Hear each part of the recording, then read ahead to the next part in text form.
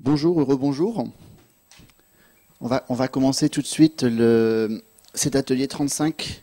Comme d'habitude, nos ateliers sont assez copieux en termes d'intervenants et d'interventions.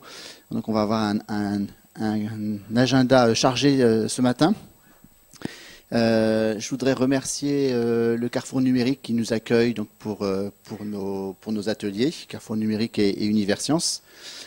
Et l'atelier va être filmé, il va être enregistré pour pouvoir le mettre à disposition des membres du CLIC. Et donc les comptes rendus des ateliers en fait sont systématiquement mis dans les espaces maintenant cryptés du CLIC qui sont réservés aux membres. On voulait faire cet atelier sur les réseaux sociaux en fait depuis ça faisait un an en fait qu'on cherchait une bonne idée d'angle pour parler des réseaux sociaux et il nous est apparu que l'une des tendances ou l'un des faits majeurs qui faisait un peu évoluer la manière d'utiliser les réseaux sociaux était l'utilisation du contenu vidéo, qu'il soit en live ou en différé. D'où le choix de ce sujet qui associe à la fois contenu vidéo et réseaux sociaux. Alors, afin qu'on fasse que cet atelier se déroule à peu près de manière à peu près cohérente, sans aller dans tous les sens, on a choisi de l'organiser en trois parties. La première partie sera consacrée justement aux visites live, quelle que soit la plateforme utilisée. Et on aura la chance d'avoir un expert de la visite live, pour ne pas dire l'expert de la visite live en France, puisque c'est le co-auteur du seul livre en français qui existe sur le sujet de la visite live. C'est lui qui va ouvrir le bal tout à l'heure. Et ensuite, nous aurons deux retours d'expérience de deux institutions culturelles, d'un côté la RMN, de l'autre côté le Palais des Beaux-Arts de Lille, sur ce sujet des visites live. Ensuite, nous évoquerons les nouveaux formats vidéo adaptés aux réseaux sociaux. Donc là, on partira plutôt sur du non-live, sur du différé, sur de la production. On parlera à la fois durée des contenus, le phénomène de la série, le type de format, le storytelling. Et nous aurons deux retours d'expérience de deux institutions, la RMN et la Fondation Cartier, et le point de vue de deux producteurs audiovisuels, les sociétés Olam et Lumento. Et enfin, nous aurons en troisième partie un sujet sur les youtubeurs, qui est l'autre phénomène un peu nouveau, même si les premières expériences avec des youtubeurs remontent maintenant à 3-4 années. Mais l'établissement de relations pérennes et multiples avec les youtubeurs, entre les youtubeurs et les institutions, est un phénomène relativement nouveau. Mais on a quand même un peu de recul. Donc le Louvre nous fera part de son expérience avec les youtubeurs, puisque c'est l'institution qui a été peut-être le plus dans cette logique de relations pérennes avec des youtubeurs. Et Nico nous présentera d'ailleurs des vidéos qui viennent juste de sortir hier ou qui ne sont pas encore sorties, et reviendra sur son expérience de travail avec les youtubeurs. Et nous aurons la chance d'avoir deux youtubeurs, Romain de Tea Time et Guillaume de Muséonautes. Donc voilà le programme. Une petite chose, on prolongera l'atelier pour ceux qui le souhaitent autour d'une salade ou d'un sandwich quelque part dans la cité après l'atelier, donc avec quelques-uns des intervenants. Donc si vous voulez vous joindre à nous, donc vers 12h45, 13h. Voilà pour le menu, et je vous propose de commencer tout de suite donc avec la première partie. Sur les visites live. Alors juste, j'ai oublié de vous le dire, sur le site du CLIC, on a mis en ligne 3 dossiers. Un dossier sur les séries vidéo dans le monde, avec un benchmark des bonnes pratiques dans les musées hors de France, un dossier sur les séries dans les musées, les institutions culturelles ou patrimoniales en France, et on a mis en ligne aussi un dossier sur les partenariats entre les youtubeurs et les institutions françaises. Donc vous pouvez trouver ces trois dossiers sur le site du CLIC. Et on va commencer tout de suite donc avec la première partie sur les visites live. Et je vais proposer à Damien de nous rejoindre, Damien Douani. Donc, comme je vous le disais, il est le co-auteur d'un livre qui va devenir la Bible de la visite live. Et ben, je propose tout de suite de démarrer du coup cette matinée avec votre présentation. Vous pouvez prendre ce micro. Merci d'être là. Je pense que c'est bon, oui. Alors, on avait dit que...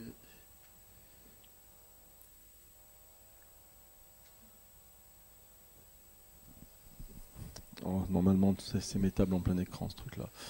Alors, à chaque fois, le principe, on va faire de courtes interventions de chacun pour évidemment laisser le plus de temps possible à la discussion entre nous. C'est à vous. Bonjour, bienvenue, vous allez bien? Ça va? C'est pas trop dur dès le matin? Pour moi un tout petit peu, je suis pas très du matin. Bah écoutez, oui, en plus c'est à moi qu'il me revient l'insigne honneur de commencer. Donc merci pour votre courage et votre soutien.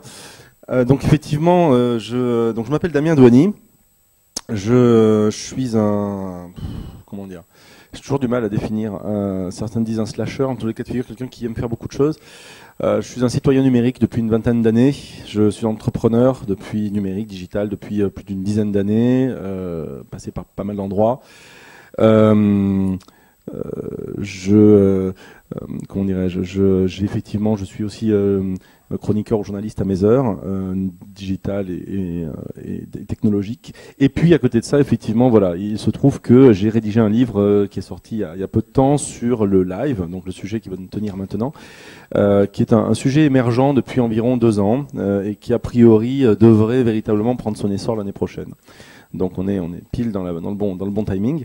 Et donc ce livre, voilà, vous l'avez sur la droite, s'appelle Go Live.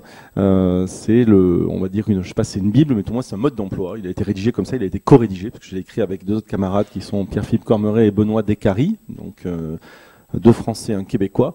Qui nous a donné son point de vue justement de l'autre côté de la grande mare, comme ils disent, pour nous donner justement les tendances et le point de vue autour de tout ce qui est en train d'évoluer autour de ce nouveau format qu'est le live. Donc c'est ce dont je vais vous entretenir ce matin, au travers de plusieurs expériences. La première, une expérience personnelle que je vis donc à titre de personnel donc de l'utilisation du live depuis en fait 2 ans avec les outils actuels, mais beaucoup plus avec les outils, d'autres outils qui existaient auparavant, parce que c'est pas nouveau le live en lui-même, mais la manière dont il est fait aujourd'hui, c'est nouveau. Vous allez comprendre pourquoi. Deuxième élément, pourquoi d'un point de vue professionnel, j'ai monté aussi une activité autour du live, puisque je suis le cofondateur de la première et de la seule boîte de production spécifiquement dédiée aux expériences live. Et puis de par là même, tout ça mixé, c'est ce qui a donné le livre. Alors, et donc la société s'appelle Wiscope. Donc bon, l'objectif c'est pas de vous en faire de la pub, c'est juste pour que vous le sachiez, vous compreniez de quoi je vais vous parler. Donc Wiscope, c'est à la fois une boîte de prod et une chaîne qui est présente sur différents canaux live, notamment Twitter, où on a une quinzaine d'animateurs qui tous les jours font un minima 2 émissions. Donc en fait, on a 7 jours sur 7, plein d'émissions qui parlent de plein de choses, de culture. Notamment, on a quelqu'un qui fait des visites de street art régulièrement 1 fois par semaine. Une autre qui va nous parler de cinéma, une autre qui va nous parler de cuisine, une autre qui va nous parler d'immobilier, enfin ainsi de suite. Et c'est un peu comme les youtubeurs, c'est ce que j'appelle des live talents. Ce sont les youtubeurs nouvelle génération, des live talents, autrement dit des personnes qui ont la capacité de savoir manier le live pour pouvoir faire partager leur passion. Et c'est pas tout à fait pareil avec les youtubeurs parce que le live c'est quelque chose qui est plus compliqué et on va le voir dans quelques instants. À titre personnel, tout a commencé il y a une dizaine d'années lorsque je me suis lancé à bloguer. Donc je suis un vieux blogueur aussi français. Et effectivement, il y a une dizaine d'années, je me suis amusé. Je suis un vieux blogueur et un vieux youtubeur. Autrement dit, je suis un youtubeur ce qu'on appelle de la génération 0. Autrement dit, ceux qui n'ont pas eu la chance de devenir médiatisés. Mais qui ont commencé à faire de la vidéo vraiment depuis sur le début des toutes premières plateformes YouTube et Dailymotion. Et donc à l'époque il n'y avait pas de live, mais déjà l'usage de la vidéo permettait de transmettre des choses et c'est là que j'ai rencontré ce média que j'ai trouvé hyper intéressant. Et par la suite donc les réseaux sociaux sont arrivés. réseaux sociaux sont arrivés, Facebook, Twitter, etc., etc. Et aujourd'hui, le live, qui est en fait, on va le voir, une version quelque part ou un média plutôt sur ces plateformes. J'ai une première question pour vous, histoire que vous ne vous endormiez pas tout de suite. Qui connaît Facebook Live ou qui a entendu parler de Periscope? Allez-y, levez la main. Moi, je lève pas. Hein, ah ben voilà, très bien, ça va. Ouf, vous me rassurez, c'est bon. Et qui l'a utilisé? Voilà. Maintenant, la deuxième question, c'est qui l'a utilisé? Et là, tout de suite, il y a moi. Ah, si, quand même. Si, quand même. Et est-ce que vous avez été satisfait ou pas satisfait? Vous avez été convaincu de la chose? Et là, il y a plus grand monde. Là, il y a carrément personne. Alors ça m'intéressera après que vous me disiez pourquoi, mais on va en reparler après. Bon, déjà vous connaissez, donc c'est déjà une première bonne chose, parfait. Mais est-ce que vous connaissez Instagram Live, YouTube Live, Live Now, Lively, toutes ces plateformes-là? Ça vous parle peut-être un peu moins. Et pourtant, ce sont des plateformes qui culminent à des millions d'utilisateurs. Alors Instagram, vous connaissez, maintenant il y a du live dessus, et ça marche très bien. YouTube s'est mis à faire du live aussi, et puis vous avez des niches qui sont plus spécifiques, moins connues. Il y a une Live Now, Lively, etc., qui sont des plateformes plutôt anglo-saxonnes ou asiatiques. Bref, le format live est quelque chose qui est en train d'attaquer de partout et qui, vous le voyez, peut prendre différentes formes. Ça va de, sur la gauche, le retour de Louise Attaque dans le côté coulisses, en passant par le procès de Dark Vador au Grand Rex lors de la projection du début de la nouvelle de Star Wars 8, en passant par Julian Assange qui est débouté de son logement, de sa cache à Londres, en passant par le PDG de T-Mobile sur la gauche qui joue au Père Noël au Père Noël, en passant par au milieu une campagne de promotion pour je sais plus quel produit, et puis à droite par exemple Audi qui fait vivre une course de l'intérieur d'une de ses voitures. Mais ça peut être aussi effectivement des éléments plus, on va dire, culturels entre guillemets. Ça va par exemple, voilà, typiquement sur la gauche, très récemment Arte qui a fait une visite du musée Yves Saint Laurent.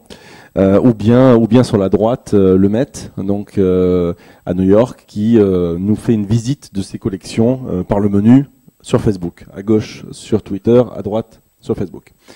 Et donc, puisque vous connaissez comment ça fonctionne, vous connaissez le principe, une vidéo et des commentaires. Donc justement, comment ça marche, les grands principes, et comment s'y prendre? C'est ce que m'avait demandé Monsieur Lauchon. Donc en quelques mots, ce qui est intéressant à voir, c'est l'évolution de tout ça. L'évolution, elle est qu'effectivement en 95, début de l'internet grand public, on consomme du contenu. On va sur internet et on lit des pages qui existent, on va sur des portails et on lit de l'information. En 2005-2008, on commence à voir apparaître des choses qui ressemblent à des blogs, qui ressemblent à des réseaux sociaux, et donc on va partager du contenu. C'est là qu'apparaissent les premières vidéos, notamment sur YouTube. Je me rappelle très bien, sur YouTube au début, la magie de se dire, je mets cette vidéo ici, je prends le code, pouf, je peux la mettre n'importe où dans mon blog ou ailleurs. La vidéo voyage, c'est extraordinaire. Donc on en arrive à cette logique de partage des contenus et de commentaires. Et puis 2015, l'apparition donc des mêmes contenus, mais cette fois-ci qui prennent de la vie, plutôt que d'être enregistrés, plutôt que d'être, on va dire, diffusés après leur vie, eh bien ils sont diffusés en direct. Et donc c'est effectivement l'avènement du live. Et ce qui est intéressant, c'est de voir qu'en 2017, nous sommes qu'en 2007. Autrement dit, 10 ans sont passés, et aujourd'hui encore, c'est difficile de savoir faire du live, pour la bonne simple raison que tout comme en 2007, quand les premières pages Facebook ou Twitter apparaissaient, et les marques ou les institutions disaient j'ai peur d'y aller, j'ai pas envie, et les raisons étaient les suivantes: les gens vont me parler, j'ai tout eu, hein. Alors, les gens vont me parler, j'ai peur de je ne sais pas quoi répondre, je n'ai pas le temps de gérer ce truc-là, et ainsi de suite. Eh ben on est sur la même chose aujourd'hui. Autrement dit, la peur de s'exposer, la crainte de ne pas savoir forcément gérer les commentaires, savoir trouver quelque chose d'intéressant. Pour autant, c'est le sens de l'histoire. C'est le sens de l'histoire parce que aujourd'hui, les marques deviennent des médias, les marques ou les institutions, bref, deviennent des médias. C'est un peu rabâché de dire ça, mais c'est vrai. Autrement dit, par le fait qu'aujourd'hui, l'outil technique qui était compliqué devient simple techniquement à maîtriser, ça ne veut pas dire qu'éditorialement ça l'est, mais d'un point de vue tout moins technique, effectivement, on a la capacité de pouvoir émettre directement des choses, ce qui était beaucoup plus compliqué. Les réseaux sociaux avaient déjà mis en place cette mécanique-là. On se rendait compte qu'on pouvait se mettre à communiquer facilement, beaucoup plus facilement. Et aujourd'hui, effectivement, avec le fait on va dire, de pouvoir diffuser de l'image en direct, il y a quelque chose de plus qui est en train de se passer. Deuxième élément, le live, c'est un enfant des médias sociaux. Ce n'est pas un enfant de la télé. C'est pas un enfant de la télé, c'est un enfant des médias sociaux. Pourquoi ? Pourquoi je vous dis ça ? Parce que très souvent, quand on parle de live, ou quand j'en parle avec certaines personnes qui veulent en faire, la conception qu'elles en ont est une logique télévisuelle. Autrement dit, je filme des trucs, je montre des choses, je fais vivre des expériences, mais c'est conçu de telle sorte que ce ne soit pas interactif. Donc autrement dit, je l'imagine tel que j'ai toujours été nourri depuis 50 ans. Quand je regarde la télévision, je ne lui parle pas, je n'ai aucun moyen d'interagir dessus. Or, le live est plutôt un enfant des médias sociaux. Autrement dit, ça ressemble à la télévision sur l'aspect audiovisuel et interactif, direct, mais en revanche, ça va se concevoir et se construire comme un média social, autrement dit un contenu dans lequel vous allez pouvoir commenter. Et c'est ça l'intérêt de l'histoire. Faire du live conversationnel, c'est la clé de l'histoire. Si vous faites juste du live pour montrer des choses que vous ne répondez à personne quand on vous parle, ça n'a strictement aucun sens. Je dis ça parce qu'il y en a plein qui font ça très souvent, je dis pas vous, hein, mais très souvent c'est le cas. Et donc, c'est vraiment ça qu'il faut avoir en tête. Je vais même vous dire un truc, c'est que pour moi, le live est plus proche de la radio que de la télévision. Autrement dit, la radio, qui a pour elle dans son ADN cette notion d'interactivité, de sociabilité, qui fait que finalement on est en direct, on est sans filet et on va échanger avec des gens qu'on ne connaît pas et on va discuter avec eux. On est plus proche de ça finalement que véritablement l'aspect un peu plus froid qui est l'aspect télévisuel. L'autre élément intéressant à avoir en tête, c'est que les médias classiques, si les médias classiques émettent des messages, les médias sociaux lancent des conversations. Les médias classiques, télé, presse, radio, vont émettre des messages. En gros, vous le prenez dans la figure, vous le regardez, et puis voilà, c'est tout, point, pas plus. En revanche, les médias sociaux, eux, par leur ADN, par la manière dont ils fonctionnent, vont lancer des conversations. Et comme le live est un enfant des médias sociaux, vous avez compris, vous avez fait le raccourci, logiquement, le live est fait pour discuter et pour lancer des conversations. Ça touche tout le monde. Quand je dis ça touche tout le monde, c'est ce qui est intéressant, c'est de voir que ça ne touche pas que les publics extérieurs, vos publics, ça peut potentiellement toucher le monde entier. Mais ça peut aussi toucher l'interne comme l'externe. Quand je dis l'interne comme l'externe, c'est en gros, à chaque fois que je fais des lives, notamment pour des marques, ce qui est hyper intéressant, c'est de voir que, certes, ils veulent toucher leur public, leurs clients, les gens qui s'intéressent à eux, mais finalement, je me rends compte très souvent dans les commentaires ou dans les discussions, dans les retours, qu'il y a énormément de gens de l'interne qui ont regardé et qui ont énormément apprécié ce qu'ils ont vu et qui ont même redécouvert certaines choses de l'intérieur ou qui ont vécu une expérience. Et ça, c'est quelque chose qui est assez intéressant, on va dire, en termes de mobilisation aussi des gens dans les entreprises, dans les institutions, dans les marques. Ça ne s'improvise pas, contrairement à ce qu'on peut croire, c'est pas parce que techniquement c'est facile, ce que je vous disais il y a quelques instants, que ça s'improvise, loin de là. Plein de gens pensent que c'est facile. On sort le téléphone, allez c'est parti, on lance le truc et puis pouf, ça va être hyper intéressant et puis voilà, on va voir ce qui va se passer. C'est le meilleur moyen de se casser la figure. Non, ça ne s'improvise pas, au contraire, ça nécessite pas mal de mise en œuvre pour faire en sorte que ça se passe bien, que les conversations soient intéressantes, que ça ne dérape pas, et qu'au final on ait quelque chose dont on est satisfait. Donc ça veut dire qu'il faut faire de ce que j'appelle du community live management, autrement dit avoir la capacité de savoir gérer en direct une conversation, et c'est pas forcément facile. Ce qui est intéressant aussi de voir, c'est que ça va dans le sens de l'histoire, ça je vous l'ai dit, c'est qu'effectivement, vous le savez peut-être, ça c'est une stat qui vient de France Télévisions, donc vous voyez, ils sont quand même les mieux placés pour savoir ce qui se passe. 77% des 18-24 s'informent via le numérique, au sens large, hein, c'est aussi bien les réseaux sociaux que du YouTube, que du live aujourd'hui. Donc autrement dit, il y a une vraie dimension aujourd'hui dans laquelle s'inscrit le live, qui fait que de plus en plus de jeunes, de générations jeunes, vont aller sur ces formats-là, c'est pour ça que ça fonctionne bien, notamment par exemple sur de l'Instagram. Encore plus intéressant, l'aspect émotionnel. Ça, c'est une stat de Twitter. Plus 27% d'émotions, ça fait un peu genre, je vous en ai mis 15% de plus. Plus 27% d'émotions, c'est quoi en fait? Ils ont mesuré, avec, on va dire neurologiquement, si on peut dire, le taux d'engagement, l'émotion, la réaction qu'il y avait liée au live. Et le fait est que avoir quelque chose qui est en direct, avec lequel on peut échanger, voire interagir, et peut-être même modifier, dont on peut peut-être modifier le cours, fait que il y a une dimension émotionnelle supplémentaire qui va rajouter de l'engagement. Autrement dit, les gens vont avoir envie de rester plus longtemps dans ce qu'ils voient, s'ils ont vraiment la sensation qu'ils peuvent interagir avec le média, et pas uniquement qu'ils sont en train de regarder quelque chose sur lequel ils n'ont pas prise. Donc les points clés de tout ça, c'est la proximité. La proximité parce que ce média permet aujourd'hui d'être au plus proche de ce qui se vit. Et c'est pas que vous qui le faites vivre. Si vous tapez musée sur Twitter ou sur Facebook ou autre, vous allez avoir des gens qui vont, vous allez le voir, pas forcément avec des audiences de dingue, mais qui vont se balader dans des musées, dans des expositions, qui vont faire vivre ce qu'ils sont en train de vivre à leur propre communauté. Donc cette notion de proximité, c'est que quelque part aussi le propos vous échappe, mais quelque part on parle de vous et de ce que vous faites. Donc cette notion de proximité qui fait que aujourd'hui, le live permet de toucher le plus grand nombre et des personnes qu'on pensait pas forcément touchables. Ça peut aller de PDG de grandes boîtes en passant par un conservateur, un commissaire d'exposition ou autre. C'est la notion de découverte. Cette notion de découverte, c'est le fait que, alors ça c'est un exemple, vous allez me dire, SNCF, bon, c'est pas forcément super intéressant, mais ce qui est intéressant, c'est quand ils ont lancé leur TGV Paris-Bordeaux, ils ont voulu faire un live sur le sujet, mais ils n'ont pas voulu faire un live qui parle de la SNCF et du TGV. C'était pas ça l'intérêt. L'intérêt pour eux, c'était de donner l'envie de venir à Bordeaux. Donc ils ont fait 1 heure de live pour faire découvrir la ville de Bordeaux au travers de plein de blogueurs qui étaient répartis dans la ville et qui, de manière, on va dire en ping-pong, se renvoyaient la balle en multiplex pour montrer un coin dans lequel il fallait absolument venir si on prenait ce train. Le train était en train de rouler en même temps, bien sûr, et avec un duplex aussi en direct dans le train, montrant un peu ce qui était en train de se passer. La fin du live étant l'entrée du train dans la gare, ce qui rappelle effectivement l'arrivée de certains trains à la grande époque du cinéma. Il y a la notion d'innovation, bien sûr aussi, la notion d'innovation liée au fait que, alors pareil, ça c'est plus la notion d'innovation que je vous mets en avant, mais c'est un exemple de marque qu'il a fait, l'utilisation par exemple du 360. C'est-à-dire le fait d'être immersif, d'être au plus près, au cœur de l'action. Alors là, vous allez me dire, bon, ok, la Poste, super. Ce qui est intéressant ici, par exemple, c'est que la technique servait le propos. Dans cet événement qui s'appelle Vivatech, ils avaient un stand en rond. Et l'idée était de dire, j'aimerais être immergé, leur sujet était de dire, je voudrais être immergé au cœur de ce qui se passe. Quand vous prenez une caméra 360 et que vous faites du live, ce qui est génial, c'est qu'en gros, vous posez une caméra et il n'y a plus d'angle de caméra. Vous parlez et tout est visible de l'autre côté. Ce qui fait que quand vous dites, regardez là-bas ce qui est en train de se passer, si par exemple j'étais dans un musée, et je dis, regardez le tableau qui est là-bas derrière moi, vous faites plus rien. C'est les gens qui sont en train de vous regarder qui deviennent l'acteur, qui deviennent le réalisateur de la vidéo. Parce que c'est eux qui vont tourner leur téléphone, c'est eux qui vont swiper sur l'écran pour faire en sorte de tourner la caméra et de regarder au plafond, même éventuellement de regarder autre chose que ce dont vous êtes en train de parler.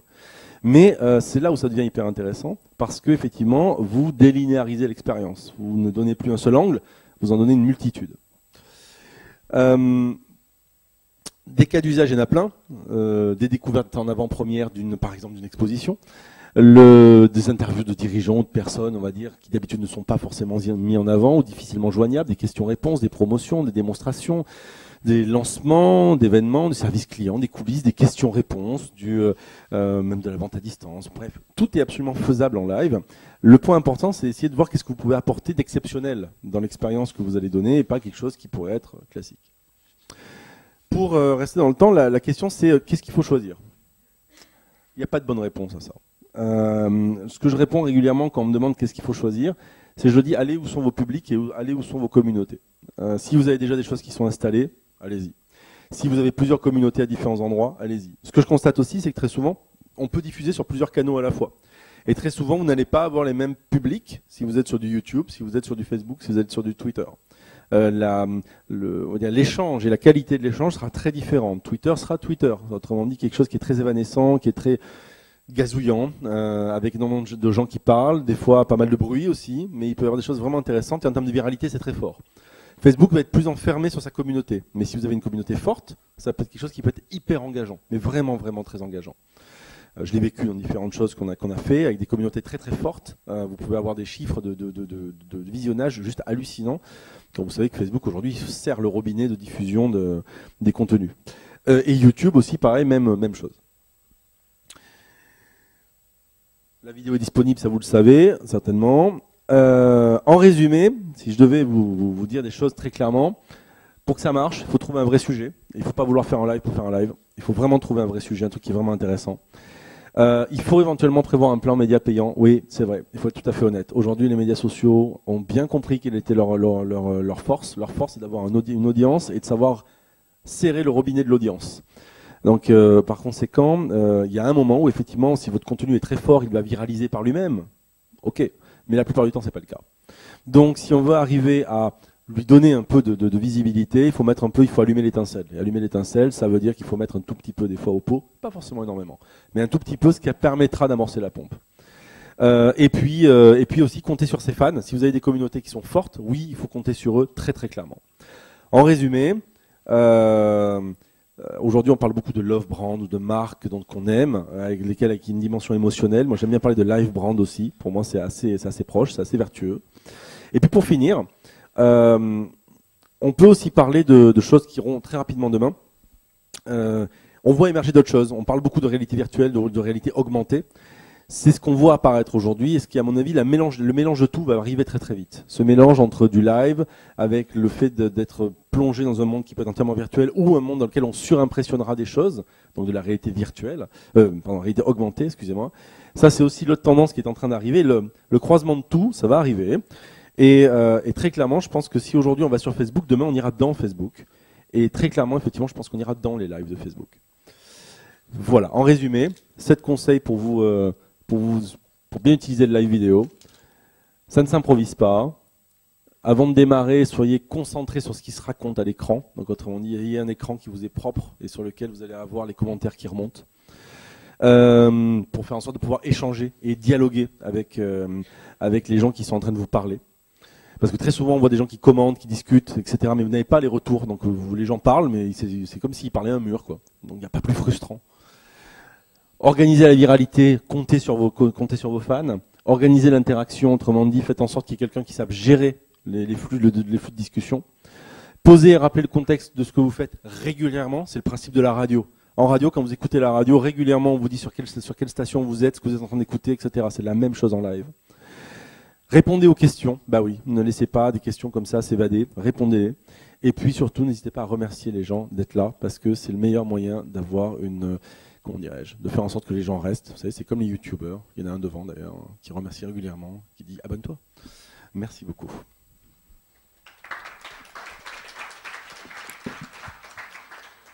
Merci Damien. Je vais proposer à Alexia et Amandine de nous rejoindre tout de suite. Comme ça, on va pouvoir enchaîner avec deux retours d'expérience. Moi, je voudrais revenir sur ce que vous disiez sur les plateformes. Je me suis amusé à regarder les chiffres de visionnage de nos collègues américains et anglais, les visionnages de leur dernier live, en fait. Et il y a une énorme différence entre les visionnages sur YouTube et les visionnages, enfin l'impact sur YouTube et l'impact sur Facebook. Pour vous donner un exemple, le MoMA fait essentiellement ses lives sur YouTube. Le dernier live, le 13 octobre, le trailer sur Facebook a fait 3400 vues. La vidéo elle-même sur YouTube a fait 2284 vues. Autre exemple, toujours sur le MoMA, donc la vidéo, le live qui a fait le plus de vues sur YouTube au MoMA, c'est 19 000 vues et 92 j'aime. Et je prends les chiffres maintenant de British Museum, qui fait un live quasiment toutes les semaines ou toutes les 2 semaines. Le dernier live du 7 novembre, 49 000 vues, 1500 j'aime et je commente, 500 partages. Le 20 octobre, 59 000 vues, 2500 commentaires ou j'aime, 1500 partages. Et dernier exemple, le 14 septembre, une visite en avant-première de l'exposition sur la dernière exposition du British Museum, 149 000 vues sur Facebook. Juste pour mettre en... Alors je vais vous expliquer un truc, il ne faut pas s'arrêter à ça, c'est du fake, c'est du faux absolu. Alors, en fait, c'est très simple. YouTube compte une vue toutes les 30 secondes. Facebook compte une vue toutes les 3 secondes. Voilà. Donc en gros, 3 secondes, c'est le temps que vous avez de faire le scroll de votre feed Facebook. Donc vous montez votre page, une vidéo passe, un live passe, pouf, une vue. Vous ne l'avez pas regardé. Donc en fait Facebook trafique ces chiffres. Et en plus, ils le reconnaissent. Le pire de l'histoire. Donc en fait, ce que j'ai à vous dire, c'est qu'en fait, je dis pas qu'il n'y a pas plus de monde qui regarde sur Facebook en termes de communauté, mais il ne faut pas s'arrêter à ça. Voilà. Donc le point intéressant à regarder, c'est de ne pas s'arrêter à des chiffres mirobolants de vues, qui est ce que j'appelle des arguments PowerPoint. On dit, je mets dans un PowerPoint, vous avez vu, on a fait des super vues. Waouh, super. Ce qui est intéressant plutôt, c'est ce que vous avez dit après. Par exemple, le nombre de partages, ça c'est intéressant. Le nombre de commentaires et la tonalité de ces commentaires. Parce que ce qui est intéressant, c'est de regarder ce qui a été vu en termes de qualitatif. Je préfère avoir moins de commentaires, mais des gens qui sont passionnés dans ce qu'ils racontent, que juste des gens qui passent et qui sont des personnes qui vont juste dire lol, salut, bonjour. Ça, c'est pas intéressant. Autre point intéressant, et ça, ce sont des stats que vous avez. C'est toute cette stat. Alors, il faut savoir une chose. Autant Facebook, effectivement, on va dire, joue sur les chiffres pour être mirobolant. Autant il donne énormément de stats. Beaucoup, beaucoup, beaucoup. Donc, n'hésitez pas à aller regarder dedans. Et en fait, il y a des stats hyper intéressantes et vous avez les mêmes sur YouTube. Ce qui est intéressant, c'est de regarder, par exemple, le temps moyen passé sur la vidéo. Ça, c'est hyper intéressant. Parce que vous allez vous rendre compte qu'en gros, en général, on est entre 30 secondes et 1 minute. Donc, même sur un live qui fait 25 minutes ou qui fait... Oui, mais en fait, le principe du live, c'est de dire, c'est comme la télévision, en fait. C'est vous sortez, vous rentrez. En télé, par exemple, très souvent, on donne des chiffres, genre, on a fait 2 millions de spectateurs. Oui, mais combien sont restés jusqu'au bout de votre émission? Et ça, on le donne jamais. Donc, en fait, le point intéressant pour vous, à regarder, si vous me permettez de vous conseiller ça, c'est pas quand vous arrêtez aux chiffres d'affichage, c'est de regarder combien de temps les gens sont restés, de regarder le nombre de commentaires, le nombre de partages, donc de voir l'adhésion de votre communauté à ça. Et là, déjà, on aura des chiffres qui seront un peu plus, on va dire, sur lesquels vous aurez un peu plus de recul. Après, il y a plein d'autres stats qui existent, mais typiquement celle-ci, le temps moyen sur lequel les gens restent, typiquement sur Periscope, c'est la stat que je regarde. Moi, je regarde cette stat-là et je suis hyper content quand je vois qu'on dépasse les 2 minutes et quelques. Ça veut dire qu'on est vraiment resté sur des séquences qui sont, entre guillemets, assez longues. Et est-ce que vous avez une idée de la durée idéale d'un live dans ce que tu as pu regarder dans ton benchmark lorsque vous avez écrit le livre? Donc c'est en minimum, on va dire en moyenne, 1 demi-heure. Okay. Et oui, c'est long. Alors voilà, ça c'est une autre idée reçue. C'est une autre idée reçue qu'on va battre en brèche. Non, il ne faut pas faire des formats courts en live. Il faut faire ce qu'on appelle du long form. Il faut faire du long. Parce que, en fait, le live, je le répète, c'est un peu le principe de je rentre et je sors. Donc en gros, il y a un truc qui se passe, je rentre dans la salle, je passe une tête, ça m'intéresse pas, je ressors.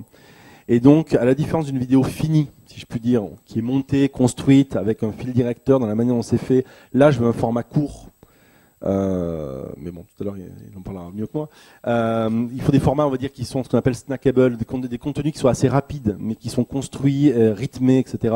Le live en lui-même, comme le montage, vous le faites en direct. La réalisation, on l'a faite en direct. En fait, c'est d'où l'intérêt de ce que vous montriez soit fort.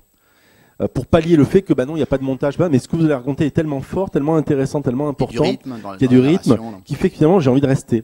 Et donc le point important ici, effectivement, c'est de rester dans la longueur, parce que justement, plus vous allez rester dans la longueur, et plus vous allez avoir des gens qui vont venir et sortir, et vous allez pouvoir pousser la viralité. Moi, je l'ai vu sur des expériences que j'ai menées. Au bout d'un quart d'heure, il faut au moins un quart d'heure, le temps que ça commence à décoller. Si vraiment le sujet commence à intéresser, le temps que les gens partagent, que les gens voient, etc. Là, on commence à voir une courbe qui commence à décoller. Et donc, c'est là où il ne faut pas lâcher. Donc, c'est pour ça qu'il faut au moins rester 1 demi-heure. Donc, c'est vraiment ce truc-là qui est hyper intéressant et hyper important. Juste un dernier retour d'expérience. On avait fait un truc avec Rétromobile. Donc, Rétromobile, le salon de l'auto de la vieille voiture. Ce qui est hyper intéressant, c'est qu'on l'a diffusé sur Facebook et sur Periscope. Et sur Facebook, ils ont une communauté hyper active, mais vraiment des gens qui sont hyper fans, et on leur a donné la possibilité de voir le salon avant l'ouverture, donc la veille, la soirée exposant, donc le truc auquel ils n'iront jamais, enfin les fans n'iront jamais. On devait faire un live d'1 heure, on a fait une live de 2 heures, parce qu'en fait les gens étaient tellement addicts à ce qu'ils voyaient, et ils étaient tellement comme des fous, mais vraiment de voir des trucs qui vraiment ils étaient passionnés par ce qu'ils voyaient, et ils nous demandaient, vous pouvez aller voir ça, donc conclusion, on allait voir, donc on était quelque part un peu télécommandés par eux. Conclusion, on a fait 50% de reach, c'est-à-dire un fan sur 2 de la page a vu la vidéo, avec 0 € de pub. Ça, c'est un cas exceptionnel, mais qui montre que quand on a la confluence entre des fans engagés, un sujet qui est vraiment exceptionnel, et le fait de vraiment jouer la complicité sociale sur le fait de l'interaction, de la conversation, on peut faire cramer les scores. Alors pour corroborer ce que tu disais sur la durée, pour revenir au British Museum, leur durée, les 4 derniers lives faisaient entre 28 et 38 minutes. Et celui qui a fait le plus de vues, tout est relatif, sur Facebook était de 38 minutes. Avant de donner la parole aux deux institutions, j'avais une petite question. Comment tu fais pour faire un live simultané sur Twitter, sur Periscope et sur Facebook Live? Et, quelle technique tu utilises? Parce que normalement, on doit passer par l'outil de chacun. Tout à fait. Alors, il y a plusieurs moyens de faire. Quand vous utilisez l'outil natif, effectivement, on peut pas. Quand vous travailler avec une boîte de prod, des gens qui savent faire, comme c'est notre cas par exemple, bon, on a des outils de régie qui font que on est capable de prendre un flux et après de le dispatcher sur différentes plateformes. Après, il y a des outils intermédiaires qui existent de plus en plus, ça commence à émerger. Il y a des outils, il y en a plusieurs, on en cite plusieurs dans le bouquin d'ailleurs, qui en fait permettent de faire cet aiguillage. Donc en gros, l'idée c'est vous vous connectez à la plateforme, vous branchez vos comptes sociaux, et après, l'outil, alors très souvent c'est une application qui est spécifique, qui est dédiée, et en gros le système prend le flux que vous filmez et va l'aiguiller sur les choix. Le seul truc qui est aujourd'hui embêtant sur ce genre de système-là, c'est que vous n'avez pas les commentaires qui remontent en live, ou rarement. Donc ce qui fait qu'en fait vous faites de la diffusion effectivement simultanée, mais pour les lives, enfin pour les commentaires, pardon, vous êtes toujours obligé d'avoir un écran à côté ou autre chose qui vous permet de regarder. Ça va s'améliorer petit à petit, mais pour l'instant on en est là. Mais voilà, ça c'est un moyen de faire. Après, il faut être très clair. Plus vous multipliez les sorties, plus vous avez besoin d'avoir une voie montante, donc une bande passante, une largeur d'autoroute grande, pour faire en sorte que la qualité soit bonne. Et donc déjà des fois, il vaut mieux faire un seul live de bonne qualité que de vouloir en aligner plusieurs en parallèle et d'avoir des trucs qui au final sont saccadés, illisibles ou inaudibles, sachant que très souvent c'est le son qui prévaut plus que l'image. Merci beaucoup.